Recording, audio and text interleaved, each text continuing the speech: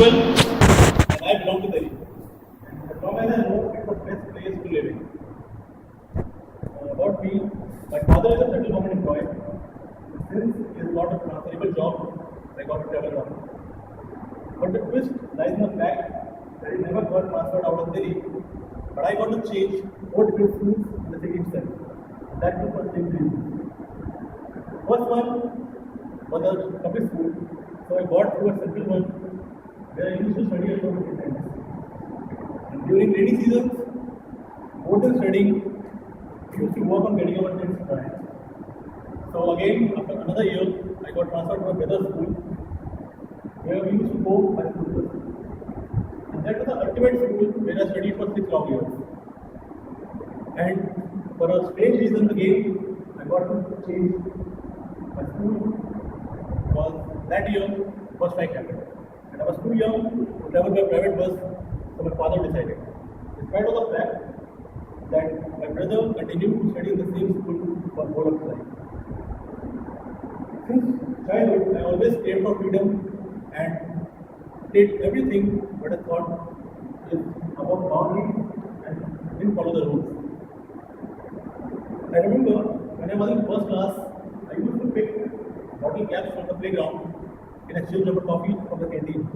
And that was quite an achievement for a 5-year-old. After getting to the fourth school, I decided that it should be my last. As I would keep on losing my friends again and again. As a freedom fighter again craved, I took the responsibility of setting up the stage daily and fitting the music.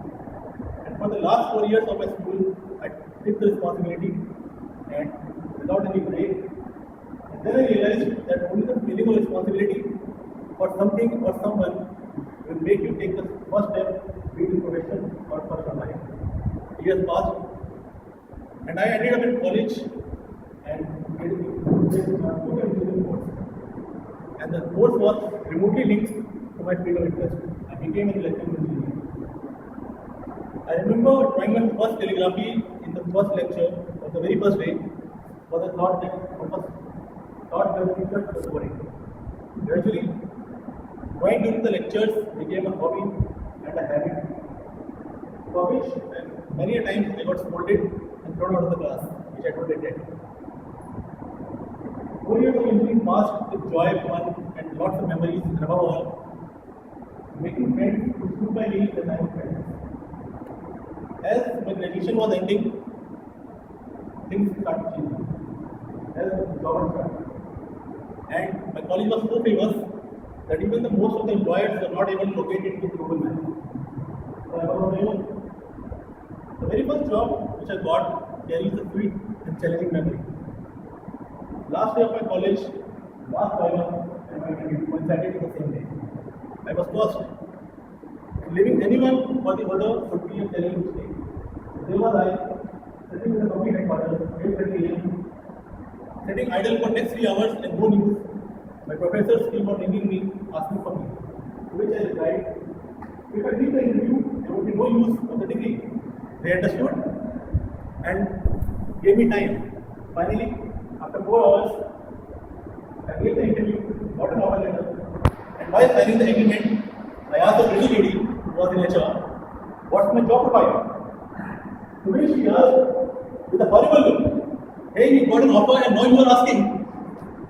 Fortunately, I managed to give my Viva, and that day I realized that if you want something to happen with 4 of your heart, you can manage them all. So there was I, working for a company on the very first day after my last day of college. And unfortunately, I think the only ones unemployed after 10 months.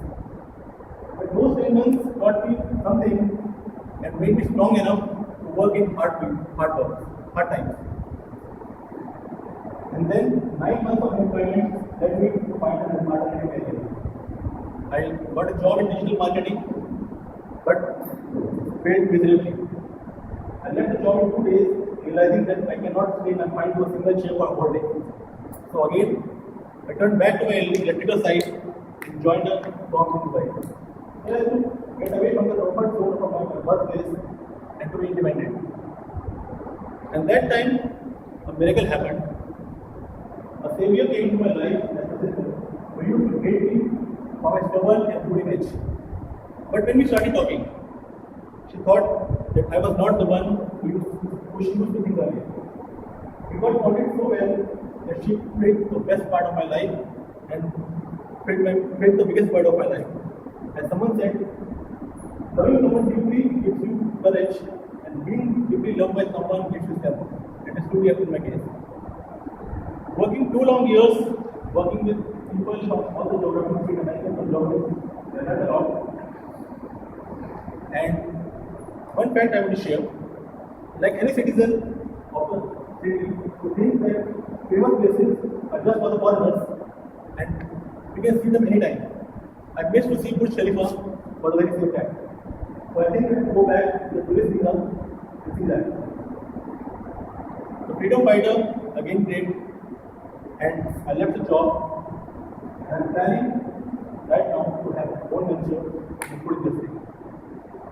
And right now I'm enjoying my life and with a break. Thank you so much.